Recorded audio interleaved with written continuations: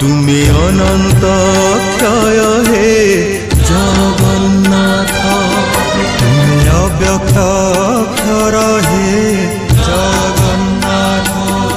निज इच्छारु सृजिल ए जगत आदि नाही जे तुमार नाही अंत